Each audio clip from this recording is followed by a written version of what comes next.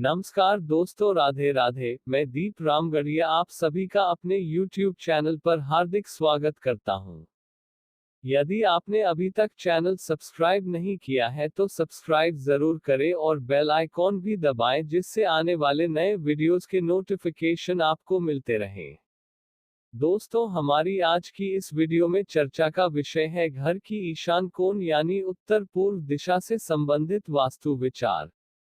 दोस्तों, ज्योतिष में वास्तु का बहुत महत्व है, क्योंकि ज्योतिष अनुसार हर दिशा का संबंध किसी ना किसी ग्रह से है। और जब वह ग्रह दुष्प्रभाव दे रहे होते हैं तो उसी दिशा विशेष से संबंधित वास्तु दोष देते हुए जीवन में समस्या देते हैं। इस नाते यदि हम उस ग्रह से संबंधित दिशा को ही वास्तु अनुकूल रखें तो उस ग्रह से होने वाली समस्याओं को भी दूर किया जा सकता है। दोस्तों, ईशान कोण दिशा जैसे कि नाम से ही पता लगता है, ईशान यानी ईश्वर का स्थान। इसीलिए घर परिवार पर ईश्वर कृपा के लिए इस स्थान को स्वच्छ रखा जाता है। यहाँ वास्तु के अनुसार पूजा घर होना चाहिए। जबकि इस स्थान पर कचरा होना, टॉयलेट होना वास्तु दोष होता है और ईश्वर कृपा की कमी होती है। इस दिशा से संबंधित अन्य शुभाशुभ विचार इस प्रकार हैं।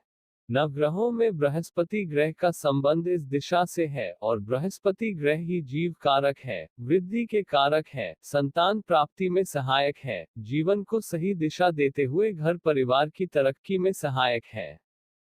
इसीलिए इस स्थान में इसी ग्रह से संबंधित क्रियाएं की जाती हैं, जिसमें पूजा, उपासना, अध्ययन शामिल है।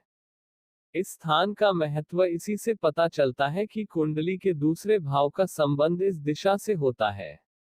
और कुंडली का दूसरा भाव धन का संग्रह स्थान है, परिवार का सुख है, समय के अनुसार खुद के रहन सहन और विचारों में बदलाव लाने का है। इसीलिए जिस घर परिवार में ईशान कोण पीड़ित होता है, उस घर के सदस्य रूढ़िवादी हो जाते हैं, पुराने ख्यालात से जुड़े रहते हैं, जिसके कारण समाज में इन्हें उचित सम्मान नहीं मिल पाता। यदि किसी की कुंडली के दूसरे भाव में पाप ग्रह जैसे कि शनि, राहु, केतु हो, लेकिन उस घर में ईशान कोण को वास्तु अनुसार व्यवस्थित रखा जाए, तो दूसरे भाव में स्थित अशुभ ग्रहों का प्रभाव काफी हद तक कम किया जा सकता है। लेकिन क्योंकि ग्रह ही पापी होने से प्रभावी हो जाते हैं, इसलिए घर के सदस्य ही वास्तु अनुसार बदलाव करने में असमर्थता दिखाने लगते हैं, जिसकी वजह से ज्योतिष के बाकी उपाय करने पर भी उनको फल नहीं मिलते। घर से बाहर जाने वाला पानी इस दिशा से बाहर जाना शुभता देता है। ऐसे घर परिवार पर लक्ष्मी कृपा हमेशा बनी रहती है। इसके अलावा चाहे रसोई घर हो या वॉशरूम हो, वहां भी जल की व्यवस्था या फर्श की ढलान ईशान की तरफ होनी चाहिए। घर की इस दिशा को हमेशा खुला और साफ रखना चाहिए। सुख समृद्धि के लिए तांबे के बर्तन में साफ पानी लेकर इस दिशा में रख सकते हैं, इससे भी परिवार की तरक्की के रास्ते बनते हैं। जबकि इस दिशा में टॉयलेट होना, सीढ़ियां होना, भारी सामान होना, स्टोर रूम होना, रसोई घर होना बहुत बुरे परिणाम देता है। ऐसे घर परिवार में बच्चों के भविष्य को लेकर हमेशा चिंता और तनाव की स्थिति बनी रहती है। जबकि बेडरूम में भी ईशान कोण में भी शयन नहीं करना चाहिए, बल्कि ईशान कोण में सुंदर जल वाले चित्र या फिर सुंदर पक्षी जोड़े के चित्र लगाए जा सकते हैं।